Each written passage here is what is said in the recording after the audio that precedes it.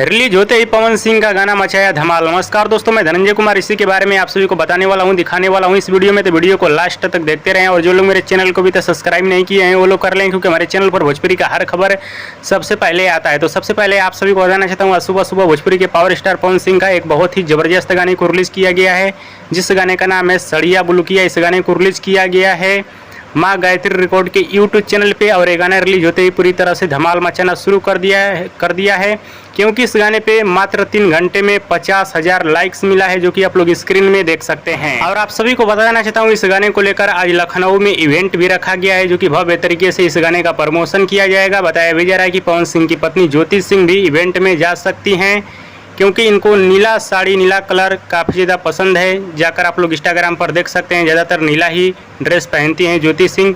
हो सकता है ज्योति सिंह भी इवेंट में जा सकती हैं पवन सिंह की, क्योंकि पवन सिंह का लखनऊ में घर भी है। देखिए शाम तक जैसा अपडेट आएगा मैं अपने चैनल के माध्यम से आप सभी को बता दूंगा। हाँ तो दोस्तों, ये अपडेट आप सभी को कैसा लगा हमें नीचे कमेंट बॉक्स में जरूर बताइएगा। वीडियो पसंद आया तो ज़्यादा लाइक करें, कमेंट करें, शेयर करें, सब्सक्राइब करें। धन्यवाद दोस्तों।